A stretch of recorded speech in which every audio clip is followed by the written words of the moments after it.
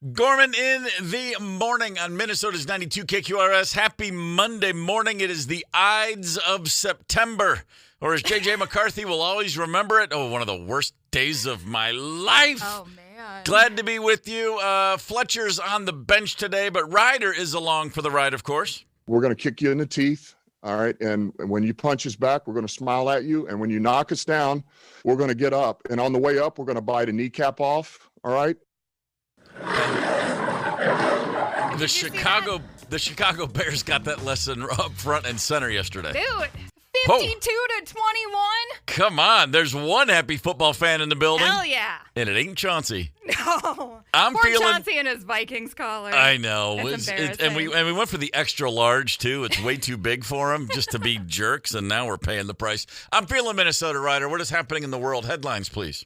Farm Aid 40 will go on as planned this Saturday at Huntington Bank Stadium after the University of Minnesota and Teamsters Local 320 reached a tentative agreement ending a week-long strike of the union representing custodial maintenance and food service workers. The union will present the agreement to members for a vote. This comes after Willie Nelson and all of his companies said, we ain't crossing picket lines. So. I'm so relieved. Yes. Selfishly, a year ago, Rosemary and I were going to go out to the Gorge, a legendary venue in Washington State, to see a New Young and Crazy Horse. Yes. They canceled the tour. We had tickets, we had flights, we had tickets, we had a hotel. And then he rescheduled a summer tour this year. Yes. And we said, we'll do it again. Made sure the flights were still good. Made sure the hotel still kept the credit, the whole thing. And then they moved that show as well to Seattle, which we don't want to go to Seattle. We wanted to go to the Gorge. Yes. So at least we're going to see him at Farm Aid now. When they said they might cancel, I was like, Neil Young is taunting me from somewhere. Anyway, I digress. I'm thrilled to see Farm Aid this weekend. You and a whole bunch of other people. Emmy host Nate Bargatze managed to raise $350,000 for Boys and Girls Clubs in an incentive to get Emmy winners to keep their speeches short during the award show last night.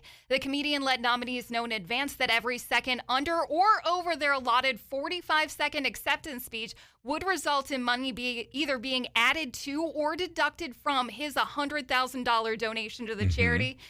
Even though there was this incentive, this threat out there, speeches still went long. Sure they did. Yeah, here's how Bargatze and CBS saved the day at the end of the show. CBS is going to add $100,000. I will give $250,000. It takes us to $350,000 for the Boys and Girls Club. Look at that. Thank you guys so much for being out here. Yeah, show still went way long, though. Besides Boys and Girls Clubs, the big winners were The Pit on HBO for outstanding drama. Haven't seen it. The Pit? Haven't seen it. Really? That Noah Wyle one? Oh, no. Okay. Well, I guess all my medical friends tell me it's legit. I have no interest in shows that take place in hospitals. That's just me. All right. The Studio on Apple TV Plus. Haven't seen it. That's the Seth Rogen one. And outstanding limited series or anthology, Adolescence, incredible. Which I know you have seen, was very good. Yeah, absolutely amazing. Yes. Instead of limiting the acceptance speeches, how about limit the shtick that the actors go out there and say before giving awards? They were horrible. I saw just highlights. Okay. Jennifer Coolidge got up there for 95 minutes trying to be funny and did not get. I was just like, oh my God, no one. Stop with that. Anyway, I digress. Yes, the acceptance speeches might not be the problem. Foo Fighters debuted their new drummer, Ilan Rubin, at a 900 capacity Fremont Theater in San Luis Obispo this weekend. The band played a 25-song set, also updated their Facebook profile with an image of them and producer Rick Rubin, a possible hint at new music. Oh, my God. Okay, then. And, hey, start hoarding TP now for your next international trip. Video is surfacing of public bathrooms in China that make you watch an ad to get toilet paper. How this works, in order to get TP to wipe, you scan a QR code while doing your business, and then an ad plays on your phone, and then the dispenser spits out probably about 6 squares is what they're saying. If you want more TP, you have to watch another ad. Oh, man. It's bad enough that I got to pump gas with TV commercials running. Right? I can't. Now I have to watch commercials as I offer gas to the world. Yes. Please. This Please. one's hitting the ladies extra hard. Like, dudes don't have to use TP every time. But yeah, Thank we're you. doubling down. No fun. Speaking of spreading gas throughout the world, the Minnesota Vikings yesterday, well, they were out of gas before kickoff, basically. Tough game for the Vikings. JJ McCarthy, in only his second start, found out what life without an offensive line is like. Yeah. It's real rough. In fact, Paul Fletcher, as I mentioned, is not here. He was actually playing on the line for the Vikings last night, and he was not ready for that, and he took a beating, and he could not get out of bed this morning. The defense, nice job. You did your part. They tightened down the screws. They held the Falcons to a lot of field goals in the first half. They were running down the field, but they get to the red zone, and we stopped them every time. Sure. It was inevitable with the inept offense, which is so weird to say about this Vikings team. It just comes down to that offensive line. We got a second stringer and a third stringer on the field for a good bit of the game. It was ugly.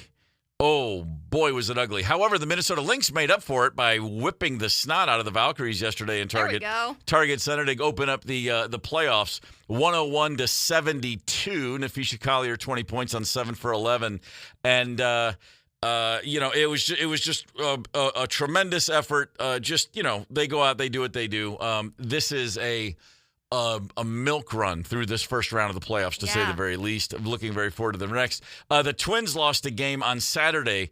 They lost yesterday, too. But the game on Saturday mathematically eliminated them from the playoffs. Yeah. And so I guess the rally cry for the season was, hey, we made it till mid-September. And the Loons went out to San Diego and won 3-1 on Saturday night in a game where San Diego dominated every facet of the game except the scoreboard. Wow. Such is soccer, such is life. And we'll take it. The beautiful thing about sports, there is actually a scoreboard, and with the playoffs on the way for the Loons and the Lynx, let's remember what the great Jimmy Valvano said when he coached NC State: to the most unlikely title in men's college basketball history, I'd rather be lucky than good. Yeah, that's how that works. Egan, Minnesota. What's up, Egan? Morning, Egan. Glad to have you with us, Egan. Mm-hmm. It is Monday. Did I mention that? Let's put together a Monday morning mixtape, shall we? In honor of the Emmy Awards last night. There were a lot of awards given to a lot of people from a lot of shows I haven't seen yet. Sure. But let's talk about the shows we have seen, and let's talk about our favorite TV theme songs of all time. The greatest TV theme songs, 651-989-ROCK. Let's load up a Monday morning mixtape. Gorman in the morning, Minnesota's 92 KQRS. I would go ahead and say I Won't Back Down by Tom Petty is probably the greatest song ever written in the aftermath of someone burning your house down on purpose. I mean, yeah, not a big category, but... So, yeah, it's a tough category. You don't want to be in there, but if someone's going to arson you right out of your home with your family in it, and you all escape with just the clothes on your back, and then you turn around and write that song, can we say it wasn't almost worth it? Yeah. Nice middle finger to the arsonist. That's what I'm saying. Stupid arsonist. Monday morning mixtape. We're talking about TV shows because of in honor of the Emmys last night. Best TV theme song, 651-989-ROCK. Mac D from North Carolina comes in with Barney Miller and then writes, "But you knew that." It's hard to top. Well, for the bass players out there anyway. The Barney Miller theme song. Oh, man. We'll have to dig that one up because I'm trying to total blank on this. Bo bo boom, bo bo boom, bo bo bo bo bo bo bo bo bo. I still got nothing. Mid-70s badass yacht rock sort of jazzy. Oh, it's swinging, man. Okay. Yeah, it's one of those things. When I was in my 20s, anybody that ever had a bass, you would eventually go, "Can you play Barney Miller?" It was just one of those things. Sure. And if a guy and the cool bassists would go, "No," but you could tell they did because everybody looked. It's like Smoke on the Water for a guitar player. The first day you have it, you try to play it. That. Yeah. Everybody goes for Barney Miller. Michelle texted in best TV series theme song, "Justified." Yeah, I like the show. The song wore me down after a while. It was one of those sort of country hip-hop vibe things going, if memory serves. Justified was like an Old West thing on HBO? No. Okay. No, that's Deadwood. But it's the same actor, Timmy Olyphant, went on to play the guy in Justified. My beef with Justified, and this is clearly an insight into what is wrong in my life, Justified takes place in eastern Kentucky. And the first season, they did this really crazy thing where they filmed it in eastern Kentucky. Sure. And then after the first season, they were like, we'll just go to L.A. now. No one will notice the difference. And it was like chewing aluminum foil to watch Sheriff Raylan, what's his name, apprehend somebody in what is obviously the Simi Valley of Los Angeles and pretend it's just outside Lexington, Kentucky. I'm like, Kentucky doesn't look like that. Yeah. It doesn't look at all like that. Please, you're driving me crazy. 651-989-ROCK. Best TV theme songs. Let's go, shall we? Also, let's discuss the fact that our Canadian friends, our neighbors to the north, they're way crazier than we think they are. They just keep it pretty low-key. They're very calm with their crazy. A Canadian man is now in all kinds of trouble. Oh, that's right, because he tunneled to his upstairs neighbor's apartment. How do you tunnel up? I'll explain. It's a Canadian specialty. That's in about 5 minutes and 2 songs.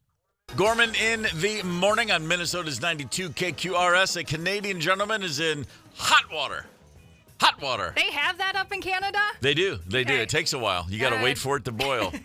He ran afoul of the law because he did something kind of crazy. His neighbor went out of town for a while. He's in an apartment. There's an upstairs neighbor in the apartment building. Okay. And apparently they've got a little bit of a beef going back and forth. And he decided to deal with that in a way that is really, really bizarre and oddly reminiscent of an old movie on ABC from the 70s, which we can talk about later. But just suffice to say, he decided to tunnel up into the apartment above. Huh? You tunnel up into an apartment by getting into the drywall and going up and then tearing a big hole so that you can access your neighbor's apartment and then lock them out from the inside with the chain and the bolt and the whole thing.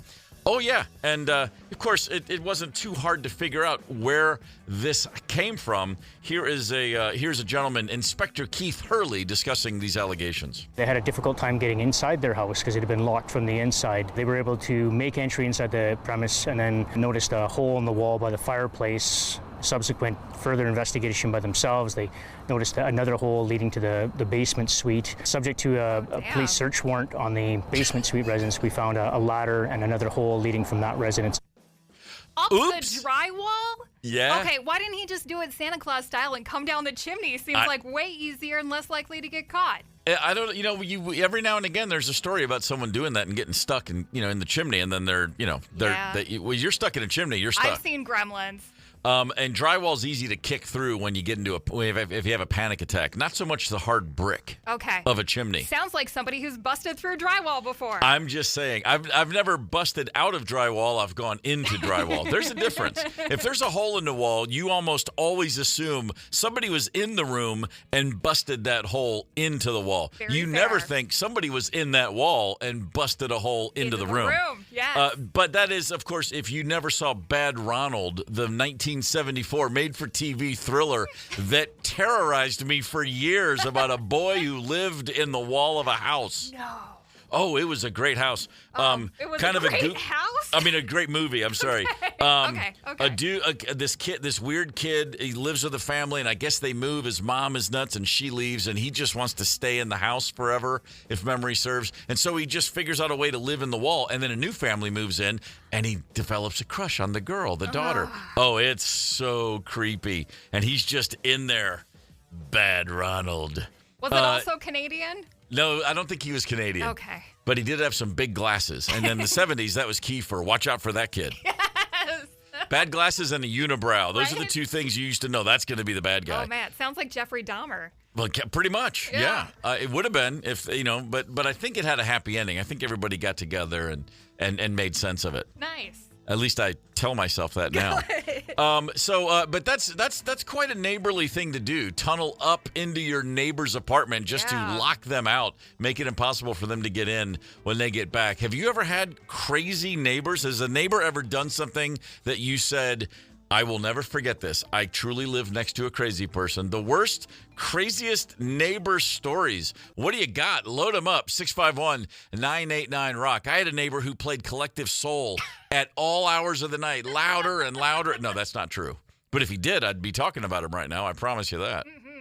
Gorman in the morning, Minnesota's 92 KQRS. A gentleman in Canada is in trouble. He was arrested after he tunneled up He is in an apartment. The woman who lives in the apartment above him, they had a beef. They had a squabble. They had an issue. Excuse me. She left town, and he decided, I'll show her. And so he climbed into his own wall. He went into the drywall and somehow made it up, climbed through the wall, up a floor, and then kicked a giant hole in her wall to enter her apartment to basically bolt and chain lock her out of her own place. So Imagine crazy. you go away for the weekend, you come back, and you're like, why is my house locked? Why is my apartment locked from the inside? Right. Oh, it's because crazy dude downstairs tunneled up through the drywall. It's pretty good stuff. Wild-ass neighbors. We've all got a few, I'm sure. Ray texted in. I'm sorry.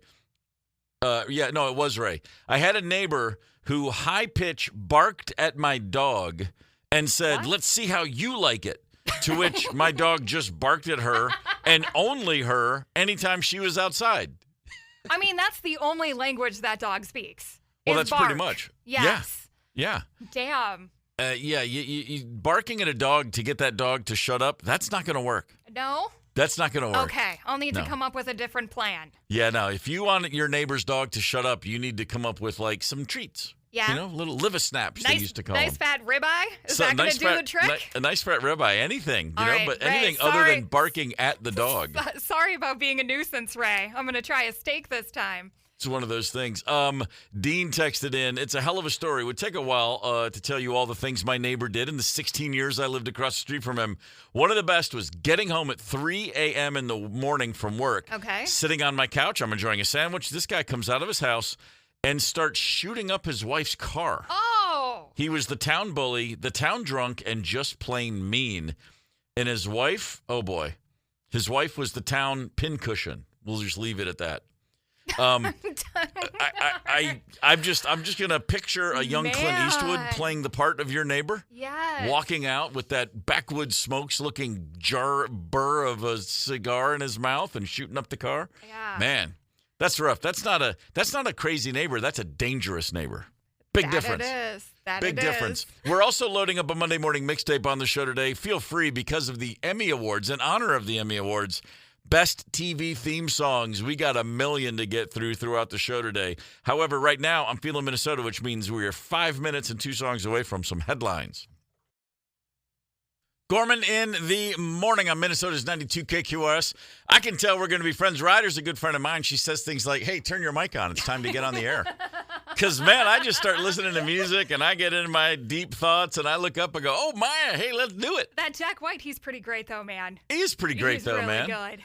It's Monday. It is September 15th. And right now, Ryder, I'm feeling Minnesota, which means I need you to give me some headlines. All right. Farm Aid 40 will go on as planned this Saturday at Huntington Bank Stadium after the University of Minnesota and Teamsters Local 320 reached a tentative agreement ending a week-long strike of the union representing custodial maintenance and food service workers. Union will present the agreement to members for a vote. Last week, Farm Aid artists and organizers said they would not be crossing picket lines and may need to cancel or move the show. Very stoked about this one. Really glad they worked that out. I am kind of bummed we won't get to do the Let It Be style on the roof here at the station, though. Oh, yeah, that's right. We did have a good idea. We had were a offering to great help. idea. Yes. But no, I will be very happy on Saturday to see that show as planned and expected. Damn straight. ATM fees hit a record high this year, with the average out-of-network fee rising to $4.77. Any guess what city leads the ATM fees? It's a southern one. Oh, I'll say Miami. Atlanta. Oh, come on, ATL. I was shocked about this. It's got to be that giant airport, right? I guess, yeah, you know what? It probably is. I got gas yesterday. Speaking of airports, I was in Detroit for the weekend, and I got gas at the gas station right across the street from where you return your rental car. $6.79 a gallon. Yeah, like not even pretending to be a normal gas station. We're like, no, we know you said you'd fill it up your own, so enjoy it. Yeah, Atlanta leading the nation with a combined fee of $5.33 if you're using out-of-network fees. Oh, my God. San Diego and Phoenix coming in second and third at $5.22. Minneapolis comes in 22nd. Average out-of-network fee, $4.45. St. Paul not on the list because they're not a real city. I get that is, ladies and gentlemen, those are not my words, or that's not where my heart is. I can't remember I get cash so infrequently. I just don't think about Same. those fees. Yeah, that must be why they're jacking it up. Yeah, I guess so. The David Bowie Center in London will showcase 90,000 artifacts, including a letter from David Bowie's father, fan mail from none other than Lady Gaga, and a rejection letter from Apple Records. 90,000 artifacts. I know. I mean, they must be digging real deep on this one. And do you think Bowie actually would want all that stuff out there? Listen, nothing against James Taylor. I'm a fan of Sweet Baby James, but Apple Records signed him and not David Bowie. That is true. Wow. Yes,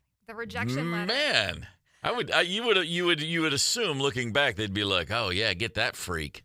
Maybe it was he was too much of a freak. I guess so, even for the Beatles. Wow. Yeah, James Taylor pretty straight-laced in my opinion. Holiday cheer is here. There's a Costco in Royal Palm Beach, Florida that already has its Christmas display up. Some shoppers are stoked about possible deals, but way too soon for most people. Steve, what makes you more pissed off? Back to school stuff that goes up in May or Christmas stuff going up in September? I don't notice the back to school stuff because it's not a part of my life anymore. Oh. I just don't even. It's just like one. It's like being on a plane with a crying baby. It's not mine. I don't even hear it. You know, it's like once those parts of your life you've moved past them, they're gone. Christmas is still a part of my life, and decorations not like as they were, but I do notice that stuff, and I just think to myself, huh? Yeah. Really? Not a leaf has turned, although in No. Florida, not many are going to turn. Right. I'm totally cool with everything should be much shorter. Mid-September, it's the 15th. Right now, put up your Halloween stuff. Okay. On November 1st, put up your Thanksgiving crap. On the day after Thanksgiving, put up your Christmas crap. I like it. Election cycles, 6 weeks. Just shorten everything. Oh, can we make that a law? Wouldn't that be great? Run for some kind of office on that platform. That's what man. I'm saying. Yes. I think that would all work for me. Yeah, less is more in terms of quality of life. Let's talk sports, shall we? Last night at U.S. Bank Stadium, it was the home opener for your Minnesota Vikings. Oh, JJ boy. McCarthy's second career start, his first as a dad. Yeah. After he had a little baby boy over the weekend. But things did go awry quickly as the Minnesota Vikings forgot to employ an offensive line for most of the game. JJ McCarthy, 11 of 21 for 158 yards, 1 fumble, 2 interceptions. Ugh, it is rough, man. But again, the man had very little. I don't know what quarterback would have done much more. He's a rookie. He's going to have bad games. I'm not freaking out at all about that. But I will say nobody's going to do a whole lot of damage to the opposing defense when they have as little time as J.J. McCarthy had last night. The only thing he could have done better was just throw the ball out of bounds a lot quicker, I guess. On a few plays. But the Vikings are beat up. And as O'Connell said after the game, we got 4 guys out here, a bunch of guys out here. But this is the NFL. That's also called just Sunday. Yeah. Next man up. And our next men up on that O-line were real porous last night. Gotta get that together. The Minnesota Lynx, however, had no such difficulties. They blew the Golden State Valkyries off the court yesterday. There we go. Game 1 of the postseason. Bing, bang, boom. Natasha Heidemann, 18 points, 7 for 15 shooting. Her plus-minus was plus 32. And if you don't know what that means, just know this. That means she had an amazing game. Yeah, enough to raise my eyebrows. Yeah, that's big time. That's the second highest in Lynx postseason history. The Minnesota Twins lost a game on Sunday, but they also lost a game on Saturday that mathematically eliminated them from the playoffs. Okay. Which means, hey, man, we made it till mid-September. They were eliminated from the playoffs when that trade deadline was over. They certainly were. It is just going to be a not a joyful, but a peaceful end to the season. We'll all have a sigh of relief. We can just move on from this moribund season. The sooner, the better. Jordan, Minnesota. Hell yeah, Jordan, in your cool candy store. Man. Just think, if Bill Belichick was still winning football games, we'd think about his girlfriend when you hear the name Jordan a lot more. But we'll all forget about her soon enough. Sorry, just to smack at Belichick anytime I can get one. Jordan, glad to have you with us this morning. It's a Monday morning. It's the Monday after the Emmy Awards. So last night, that went down last night. So today's Monday morning mixtape, we're putting together best ever TV theme songs. What do you got? 651-989-ROCK. Oh, we've got a million to sift through. 651-989-ROCK. Best TV theme song. Gorman in the morning. Good Monday morning, September 15th on Minnesota's 92 KQRS. Paul Fletcher is on the bench today. He did sit in with the Vikings last night on that offensive line.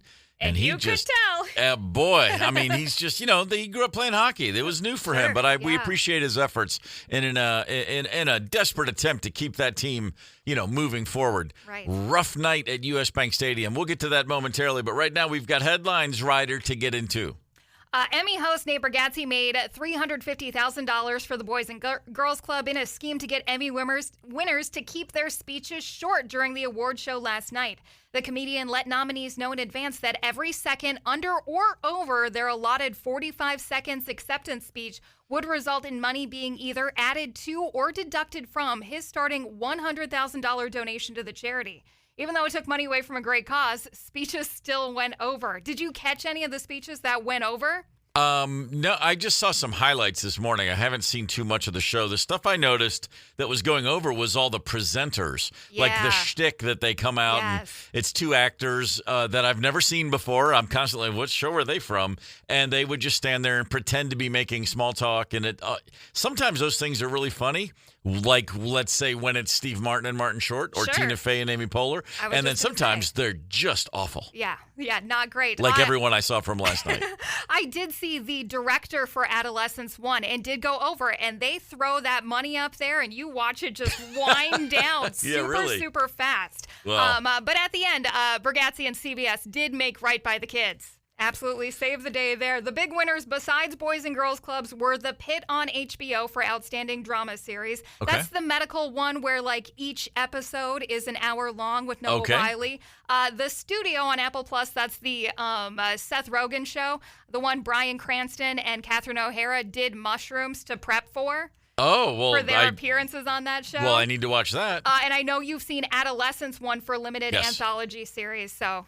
Pretty incredible, that show. That show's amazing. If you haven't watched it, you got to be in the right mind frame, but definitely take a look at that one. Faux show. Farm Aid 40 will go on as planned this Saturday at Huntington Bank Stadium after the University of Minnesota and Teamsters Local 320 reached a tentative agreement ending a week-long strike of the union representing custodial maintenance and food service workers. Union will present the agreement to members. Last week, Farm Aid artists and organizers said they would not be crossing picket lines in Maney to cancel or move the show. That would have been an ordeal. That would have been an ordeal. I'm so glad that worked out. Yeah, and start hoarding TP for your next international trip. I already bring it to festivals, so this one's going on the list. Really? Yeah. Good plan. Thanks Riot Fest of about 10 years ago. Video is surfacing of public bathrooms in China that make you watch an ad to get toilet paper. In order to get TP to wipe, you need to scan a QR code while doing your business. An ad plays and then dispenses about 6 squares. If you want more, you got to watch more ads. I think I'm probably watching 6 ads. What? Because Mr. Ryder says I use way too much toilet paper. Oh, really? Yeah. Whatever it unnecessary. takes, though. There's no limits for that. No, I don't think comfort so. is paramount. Absolutely. So basically what it means is you have to bring your phone in with you because you got to scan a QR code. Yeah, I was curious about that, too. Like, what do you do if you're old school and you've got the Nokia flip phone or some crap like that? Man, that's a rough one. It is. That's a rough one. Not as rough as what went down last night. The Vikings were, that you know what? The Atlanta Falcons are not a bad football team. There's no shame in losing to a good football team. But the Vikings did it in very poor form on national television, home opener for the season. The offensive line, a bunch of guys off the bench. We are beat up, and it really showed. The defense bended but did not break regularly throughout the game, but eventually it all became too much. The Falcons overran the Vikings in the fourth quarter. So 1-1 start to the season, that's hardly a real problem in the big scheme of things when you have a rookie quarterback. But we need that offensive line to get healthy or get better real fast, or the season is going to go sideways. And I don't know that we'll be able to pull ourselves back from that. You don't want a rookie quarterback when you don't have an offensive line. Correct. 22-6, by the way, was the final score. 6. Yeah, That's 2 field goals. That's not a missed extra point. That's 2 field goals. I think it was 6-3 when I went to bed. Yeah, there was a moment in the third quarter. JJ had Naylor wide open for what would have been about an 80-yard touchdown, and he simply overthrew him. And it was like, that's the one he'll never get back, and it would have changed the flow of the game for sure. The Minnesota Lynx took care of business unsurprisingly, yesterday over the Golden State Valkyries, 101-72. Oh, jeez. Damn straight. Bailey Ober had a nice game yesterday going for the Twins until the fourth inning with 2 on and 2 outs. He gave up a 3-run homer. They never got closer. The final score 6-4. Arizona beating the Twins at Target Field. They beat them on Saturday as well, and the Saturday game mathematically eliminated the Twins from the playoffs, as if anybody thought there was a snowball's chance in hell that they would somehow sneak in. Right now, I'd like to say hey to Cannon Falls. Damn straight, Cannon Falls. Come on, Cannon Falls. Glad to have you with us this morning. It's a sad day in the world of music history. I'll explain why after we hear this little number from the Ramones, Blitzkrieg Bop. Gorman in the morning. The Ramones right there. 21 years ago today, Johnny Ramone died. Oh, no. Prostate cancer. He was 55 years old. Jeez. Man. That's a young one. That's a young one, and that's a cancer that, if caught early, is very, very light. You have a great chance of surviving. Absolutely. Prostate cancer. Johnny Ramone, met him one time. Okay. The Black Crowes, my former band, right before our third album came out, we were doing a series of club shows, very small underplays, under assumed names, just to be cool. And we were in New York City in the fall of '94 and played CBGB, a club of which, the Ramones are somewhat connected to. Yeah. And so we're playing CBGB. It's a tiny little place, and it's packed. And the side door opened, and Dave Grohl walked in, who I knew. And I was like, hey, Dave, what's up? And he was with Johnny Ramone. No. And I was like, that's your date for the night? Yes. And he looked at me, and he was being but he looked at me like, can you believe I'm with Johnny Ramone? But he goes, hey, man, he introduced us. And Johnny Ramone, as you would hope, goes, hey, man, thanks for having me down. It's good to see you. And I was like, oh, my God, that's really him. Yes. And then we played the show, and then he said he enjoyed it. It was cool, man. You guys are a great band. I was like, I cannot believe. And somebody took a photo of me and Johnny Ramone, and I've never seen it, and I don't know where it is, and I'm really sad about it to this day. Yeah, kind of a drag. 651-989-ROCK. We can take pictures if you do happen to have that photo. Yeah. So when Johnny walks in, is he wearing the Ramones uniform, the leather jacket, the rips up blue jeans and all that kind of stuff? Jeans and a leather jacket. He did not have a white T-shirt on. Okay. He had some sort of. He did have a shirt with buttons and a collar. But not like not a nice one. It was like a thrift store purchase. But I was like, yeah, I mean, there's no one has ever seen him and said, hey, is that Johnny Ramone? It's oh, there's Johnny Ramone. Yes. Yeah, that's who he is. Pretty awesome moment in my life. Oh, hell yeah. And every time anybody ever talks about all the things Dave Grohl's accomplished, in my mind, I'm like, you're never cooler than going to CBGB with Johnny Ramone. Yeah. And I think Dave would probably agree with that sentiment. Do you think that Johnny was Dave's +1 or was Dave Johnny's? Well, we had played Irving Plaza the night before, and Dave had been there, so I feel like he called Johnny and said, hey, come with me to this show. That's very cool. Yeah, it's good to be Dave sometimes. Mm-hmm. It's, the memories. Oh, the photos I have that I've never seen. It's amazing how many people I know that didn't have film in their cameras. Oh, really? No, apparently they never thought to show me what they took. All right, we're back with Gorman in the morning. 5 minutes and 2 songs. Gorman in the morning on Minnesota's 92 KQRS. Yes, last night, I should say, the Emmy Awards went down, and in honor of that, our Monday morning mixtape has been Best TV Theme Songs. Keeping it simple. Yeah, because we want to talk about shows people have actually seen, and nobody knows anything from the Emmys. Yeah, no kidding. Every time they were saying, like, the nominees for Best Series, Limited Series, and a whatever, I'm like, what? Who? Huh? Who is this? What are we talking about? I did recognize a few of the faces, but yeah, missed a lot of TV. I'm just still catching up on Better Call Saul. I mean, I'm way behind the curtain. Yes. The curtain? Way behind the gun here. But holy smokes, we're in the final season, for what it's worth, of Better Call Saul, and my wife and I are on edge at all times. Nice. The show's just killing us. Did you watch Breaking Bad, or are you one of the? Oh yeah. Okay, so better or worse than Breaking Bad, or the same? Equal levels of quality. Of amazingness? It's so different in so many ways. Yeah. And because it's so different, I think it's almost like it's a monumental feat to go backwards in time and then create a whole different world. Just a few of the same characters, but setting up so much of what happened in Breaking Bad. Pretty incredible. Yeah, and I think my favorite social media handle ever is Kim Wexler's ponytail. Oh, that is a good one. That's really good. The two things, one thing that's great that those two shows, Better Call Saul and Breaking Bad, share is when you're watching it, the opening credits are really short. You just hear like a few seconds of music, and then Pretty much and then it's over. Yeah. And then if you remember I think it was the penultimate episode of Breaking Bad, not the finale, where they finally played that whole piece of music. And you're hearing the whole song after all those episodes. I was like, oh my God. Such a release. And so now I think we have 2 to go in Better Call Saul, and we're really sweating it. I'm so jealous that you're going to get to see how it wraps up. Oh, I can't. And it's funny because as soon as I started talking about it, it starts popping up on my socials, and I can't look at a single thing because I don't want to know anything. No. But all that to say, 651-989-ROCK, no shortage of text messages. How about this one, Ryder? How about the old Knight Rider theme song? Yeah. So friggin' good. Yeah. Yeah. More than a few text messages shouting out Knight Rider. Yes. I'm tempted to play those during traffic reports every morning. You absolutely should. Nothing but a ringing endorsement from me on that one. Oh, hell yeah. Trust me. The Munsters theme song, that's a standard one. We heard the Cheers song earlier, but also Hill Street Blues is another one of those. Early 80s, maybe late 70s. I don't know. Hill Street Blues was a Gorman staple, though. Thursday nights, we were all watching that. Nice. Another one of those songs that it's an instrumental, and then all of a sudden it's like a pop charting hit.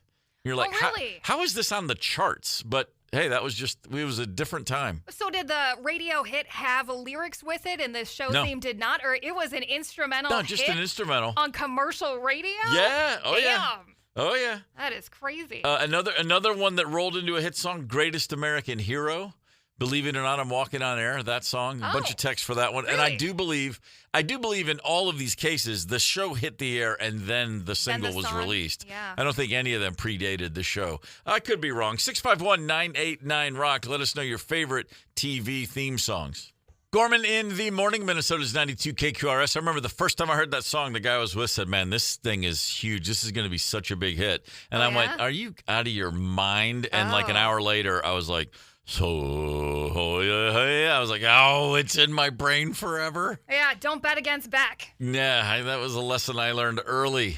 Hey, before I let you know that we are 5 minutes and 2 songs away from headlines and sports, I think it's more important that I let you know that Bert Kreischer, not only is he at the Grand Casino Arena Saturday night, the X for all you old timers, he's on this very show as well. So stay right where you are. The one and only Bert Kreischer coming right up. Gorman in the morning, Minnesota's 92 KQRS. It is Monday, September the 15th. This Saturday, September 20th, at the Grand Casino Arena, Bert Kreischer bringing the Permission to Party tour to the Twin Cities. Bert Kreischer is now, of all things, on the phone with us. Bert, good morning, sir. Good morning. The Burt Reynolds of comedy, I like to call him. Hey, I take that as a huge compliment. Yeah, you do. He was the man. He was the man growing up in Florida. I remember when he bought uniforms for the Florida State Seminoles, and they were bright yellow, and he made them wear them. Sure he did. Who's going to argue with Burt Reynolds back in the day? That guy had some juice, man.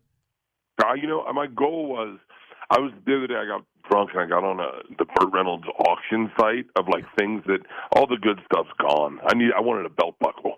Uh-huh. Man, that's tough. How many auction sites have you been on drunk in your life, would you say? A lot. Yeah, sure. Yeah, don't act like it's just Burt Reynolds. Come on, man. That's not the kind of rabbit hole you only go into once. That's the end for all of us, really. It's just an auction site. One day, people's like, I'll take one of his ties. Sure. Yeah, right. And then, and you tell people, but you know what? It would never, listen, if we bumped into each other and you were wearing a tie, well, I'd say, what are you wearing a tie for? But then if you said, well, this belonged to Burt Reynolds, I'd take a moment. I'd stare at it really hard and think, holy crap. I have a bunch of Jerry Garcia ties. I bought those. Oh, but he had his own tie. He had his own line of ties. That's right. But I got a couple Jerry Garcia ties. I have some stuff from Jimmy Buffett. No kidding. Wow. I saw the Grateful Dead a couple months before Jerry died in Florida at Tampa Stadium. Did you see the Dead with Jerry back in the day? I don't know. Now, I'd like to tell you yes, because that's how my memory reflects it. Right. And I don't want to steal that memory from myself. Yeah. So I'm not going to question it. So the answer is, yeah, I saw them in Tallahassee. Has the Dead ever played in Tallahassee? I Googled it one night drunk. No, they haven't. No. There's I'm no pretty reason. sure it was Fish. Okay. Well, listen, don't let the truth get in the way of a good story. If you saw the Dead in Tallahassee, I'm going to assume it was an awesome night. Well, I was talking to my buddy Tom, and we were saying, he's like, did you ever see Jordan play? I said, yes. I saw Jordan play, and I saw Nirvana. The Smashing Pumpkins opened up for Nirvana in Tallahassee. And he goes, really? I go, yes.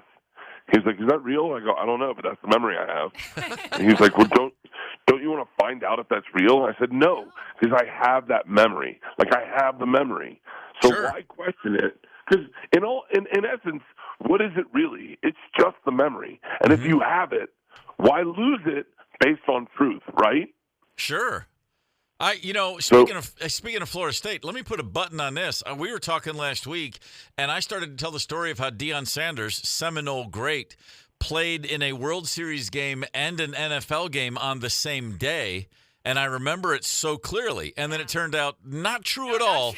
It was an NLCS game, and he actually didn't play. He was on hand, but he didn't get into the lineup. And in my mind, he played against the Steelers in Pittsburgh and then played a World Series game in Atlanta that night. And none of it was right. He played against the Dolphins in Miami and then flew to Pittsburgh and didn't play against the Pirates. But, that's the problem with Google. You find out that you were wrong about some of your favorite things. Oh, I like life the way better than the way you explained it. Yeah. You know, I don't need to be mired in truth like my wife. I can live in fantasy and enjoy my life. Yeah, that's right. Hey, but mired in truth and the fantasy and this and that and the other. Props to you, sir, for over the last couple of years losing a tremendous amount of weight. I know that is anything but easy. Yeah, well, Steve, I'm gaining it back. So That'll let's go to the next subject. Okay. Who better though? But you know what? You're I'm sure both are represented in the show. I'm sure you have plenty to talk about the on your way down and on your way back up. At least you're enjoying it. Well, here's the thing: is like once again, let's get back to the truth. The truth is you're supposed to eat clean and work out, but ultimately, isn't dieting and losing weight just a form of an eating disorder? It's like okay, so you're not throwing up, but if you did throw up, it would help. Yeah. So Yeah. And then the other side is full-blown addiction. It's like, I'm going to eat whatever I want.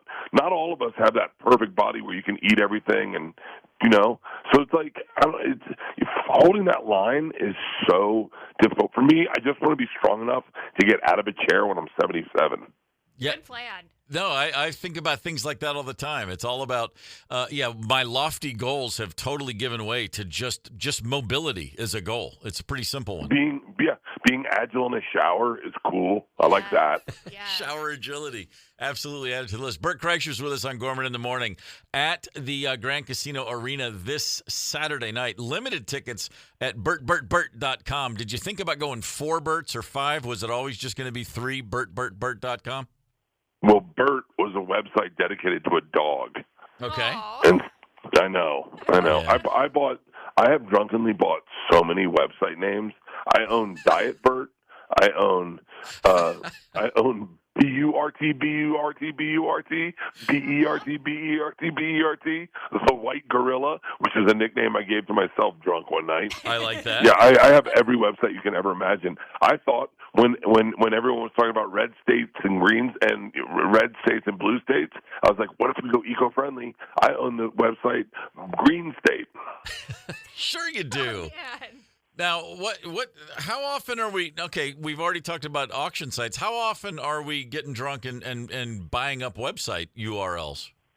I haven't done it in a while. Okay. I haven't done it in a while. Website URLs was like an old school one.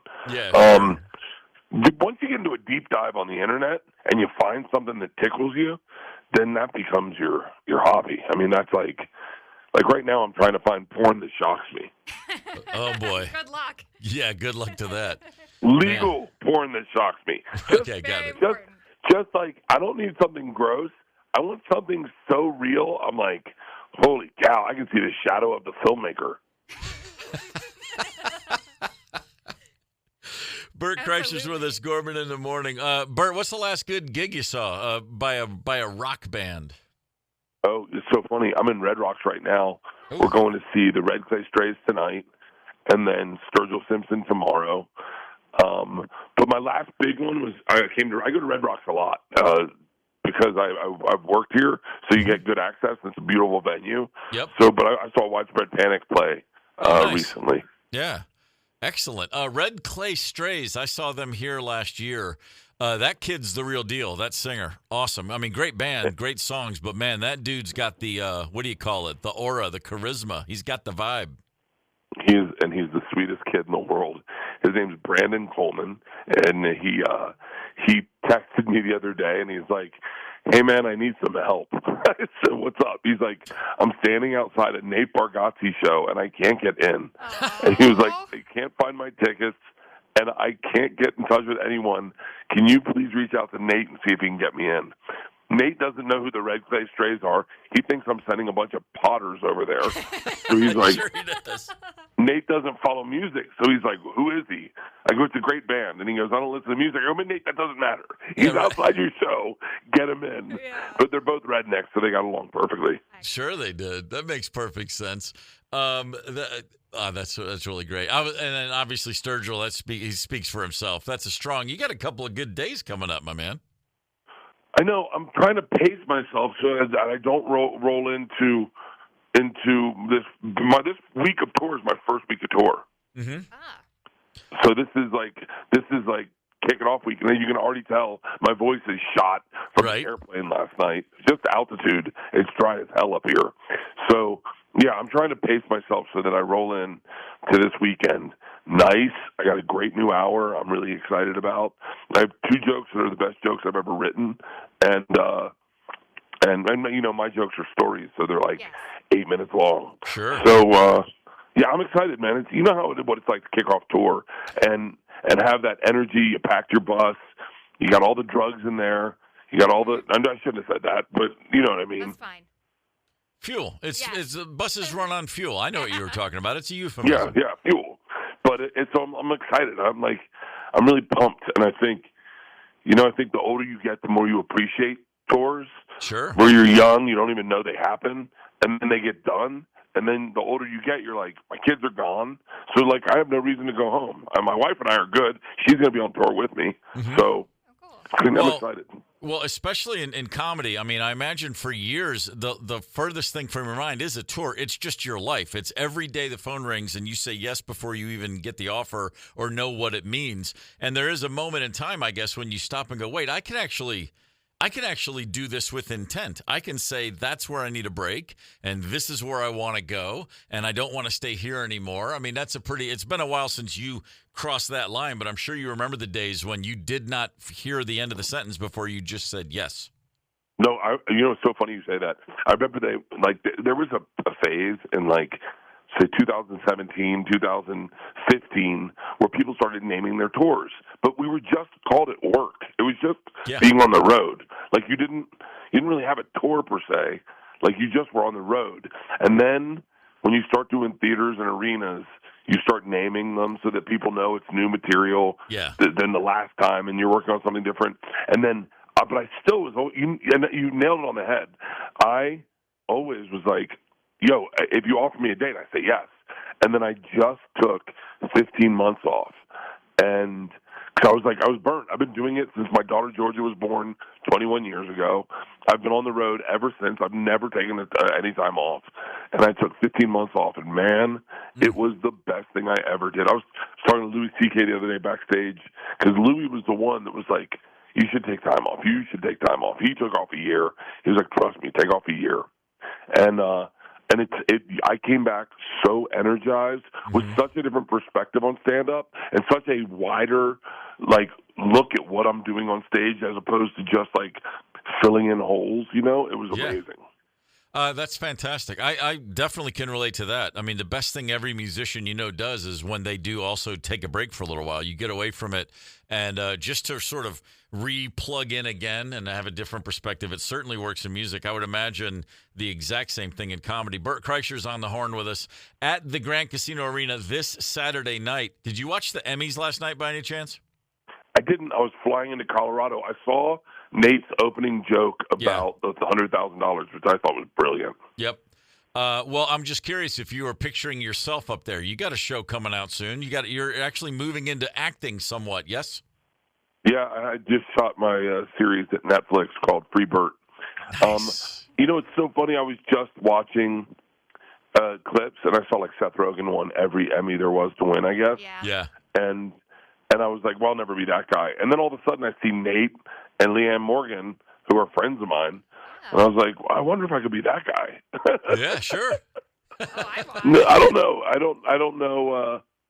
I don't look at I don't mean this crappy, but like Emmys don't really move the needle for stand-up comedy. Sure. Yep. Like good specials do. And I'm not saying that the best specials weren't the ones nominated, but they weren't the most viewed, I don't think.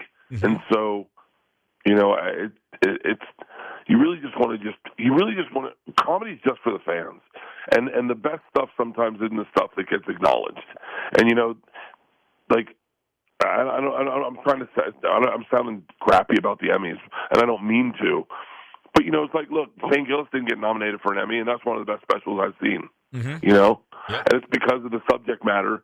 The subject matter that is often the fans' favorite is not what the Emmys enjoy. Sure, of course. Does that make sense? It absolutely makes sense. So you've shot the season for Free Bert, though. That's already in the can. So when can we see that? Comes out in January. We don't have an exact date. Got it. But I know it's in January. We edited the first episode already, and we're in the edit process, which I hate because all I do is watch myself. And sure, I'm like, of course. My double chin looks weird there. Can we do a different shot? Yeah, that's it. I get it.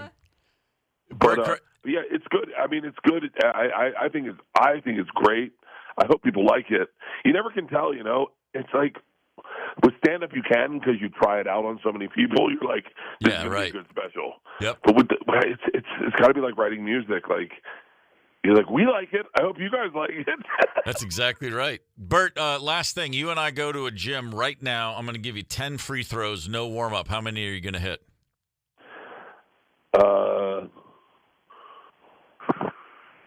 I know me, and I perform under pressure, so I'm going to say 7. Nice. I like That's that. awesome. Hell yeah, you do.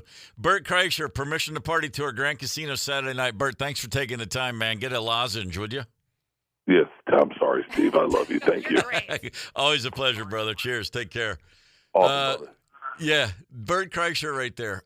It's funny because I was about to ask. I have his tour dates in front of me. I can see that the tour's starting this week, and yet I still almost said, "How long have you been on the road?" Because when he was talking, the gravel was building, and I was like, "Oh boy, he'll have it together by Saturday night." Oh, hell yeah, he will. Yeah, a couple days in the thin air at Red Rocks, nothing better for your voice. No, the humidity of Minneapolis, yeah, game on. Yeah, that's great. All right, Bert Kreischer right there. Go see him. There are limited tickets. You can go to Ticketmaster or BertBertBert.com for the Saturday show. That is this September 20th. We're back in 5 minutes and 2 songs.